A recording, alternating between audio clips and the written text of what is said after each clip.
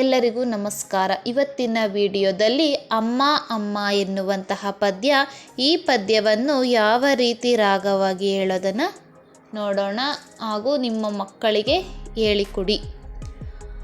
ಅಮ್ಮ ಅಮ್ಮ ಅಮ್ಮ ನನ್ನ ತೋಳಿಗೆ ರೆಕ್ಕೆ ಹಚ್ಚು, ಸೊಂಟಕ್ಕೆ ಬೆಳ್ಳಿ ಪಟ್ಟಿ ಕಟ್ಟಿ ಅಕ್ಕಿ ಪುಚ್ಚ ಚುಚ್ಚು. ಹಾರುತ್ತೇವೆ ರೆಕ್ಕೆ ಬಿಚ್ಚಿ ತೆಂಗಿನ ಮರಕ್ಕೂ ಮೇಲೆ, ಜಗಲಿ ಮೇಲೆ ನಿಂತೆ ನಮಗೆ ಅಮ್ಮ ಟಾಟ ಹೇಳೆ, ಅಮ್ಮ ಟಾಟ ಹೇಳೆ. ಹಾಗೆ ಹಾಗೆ ಮೇಲೆ ಹೋಗಿ ಮುಟ್ಟುತ್ತೇವೆ ಮೋಡ, ಕೇಳುತ್ತೇವೆ ಯಾರು ಕೇಳದ ಚುಕ್ಕಿ ಹಾಡೋ ಹಾಡ. ಹಾಗೆ ಹಾಗೆ ಮೇಲೆ ಹೋಗಿ ಮುಟ್ಟುತ್ತೇವೆ ಮೋಡ, ಕೇಳುತ್ತೇವೆ ಯಾರು ಕೇಳದ ಚುಕ್ಕಿ ಹಾಡೋ ಹಾಡ, ಚುಕ್ಕಿ ಹಾಡೋ ಹಾಡ. ತಿಂಗಳ ಊರಿನ ಅಂಗಳ ಸೇರಿ ಬೆಳ್ಳಿಯ ಮೊಲವನ್ನು ನೋಡಿ, ಹಿಡಿಯುತ್ತೇವೆ 6 ಬಣ್ಣದ ಜಿಂಕೆಯ ಹೇಗೋ ಮಾಡಿ. ತಿಂಗಳ ಊರಿನ ಅಂಗಳ ಸೇರಿ ಬೆಳ್ಳಿಯ ಮೊಲವನ್ನು ನೋಡಿ, ಹಿಡಿಯುತ್ತೇವೆ 6 ಬಣ್ಣದ ಜಿಂಕೆಯ ಹೇಗೋ ಮಾಡಿ. ಕೊಟ್ಟೆ ಕೊಡುವೆನು ಚಂದ ಮಾಮ ಕೆನ್ನೆ ತುಂಬ ಮುತ್ತು, ಮುದ್ದಿಸಿ ಬೆಟ್ಟದ ತುದಿಗೆ ಇಳಿಸುವ ಯಾರು ಇಲ್ಲದ ಹೊತ್ತು.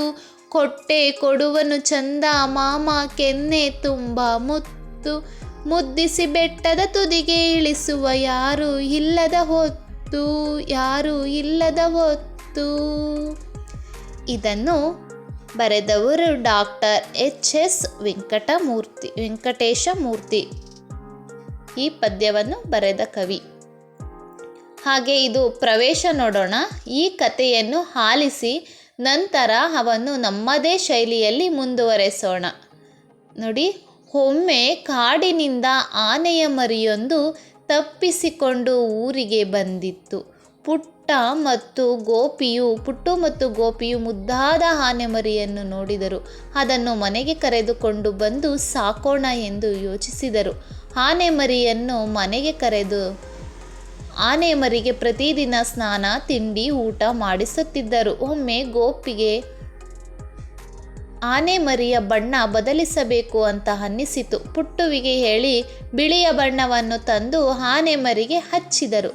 ಆನೆ ಮರಿಯು ಬಣ್ಣವನ್ನು ನೋಡಿ ಎಲ್ಲರಿಗೂ ಆಶ್ಚರ್ಯವಾಗಿತ್ತು. ಹೀಗಿರುವಾಗ ಒಂದು ದಿನ ಪುಟ್ಟು ಗೋಪಿ ಆನೆ ಮರಿಯನ್ನು ಆಟದ ಮೈದಾನಕ್ಕೆ ಕರೆದುಕೊಂಡು ಹೋಗಿದ್ದರು. ಇದಕ್ಕಿದ್ದಂತೆ ಜೋರಾಗಿ ಮಳೆ ಸುರಿಯಲು ಆರಂಭಿಸಿತು. ಮುಂದೆ ಏನಾಗಿರಬಹುದು? ಆ ಮಳೆ ಸುರಿದಾಗ ಆ ಬಣ್ಣ ಎಲ್ಲ ಹೋಗಿ ಮತ್ತೆ ಮೊದಲಿನ ಬಣ್ಣವೇ ಉಳಿಯಿತು. ಆದರೆ ಇದರ ಅರ್ಥ, ನಾವು ಒಂದು ಬಣ್ಣವನ್ನು ಹಚ್ಚಿದರೆ ಅದು ಯಾವುದೇ ಕಾರಣಕ್ಕೂ ಆ ಬಣ್ಣ ಇರುವುದಿಲ್ಲ. ಅದರ ಬಣ್ಣ ಮೊದಲಿನಂತೆಯೇ ತನ್ನ ಬಣ್ಣ ಇರುತ್ತದೆ. ಅದರದೇ ಆದಂತಹ ಬಣ್ಣವನ್ನು ಆ ಆನೆ ಮರಿಯು ಹೊಂದಿದೆ. ಇದು ಪ್ರಕೃತಿಯ ನಿಯಮ.